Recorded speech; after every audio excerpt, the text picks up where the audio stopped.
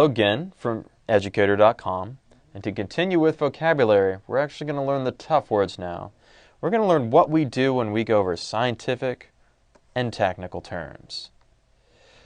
The plan here for this lesson is pretty simple. We're going to learn technical words first, and I'm going to kind of explain what I mean by that. And I'm going to give you a sentence and a definition about what that is.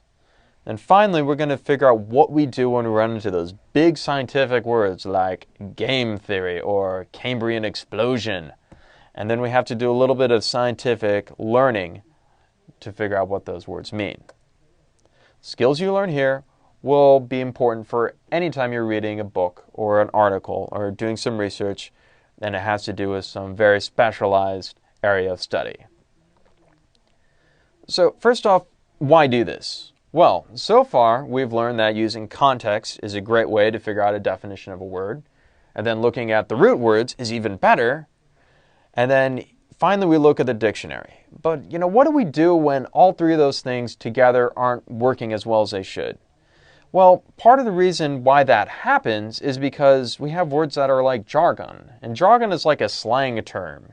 When I used to teach, I would sometimes hear, some of these students and basically, the inner city of Los Angeles, say words like shake the spot.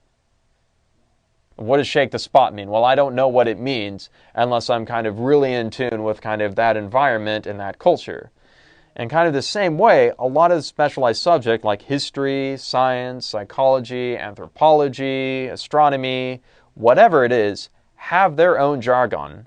And words and phrases mean certain things, and you have to kind of know what they mean.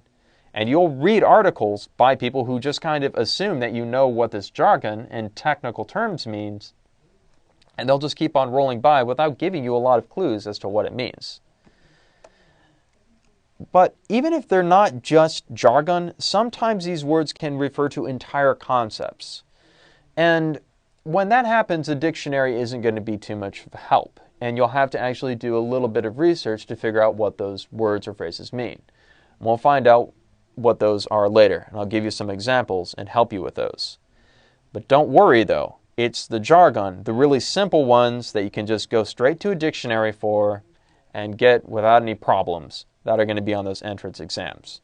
However, when you're reading along and you're reading a big paragraph, don't be afraid to do a little bit of research when they refer to large concepts.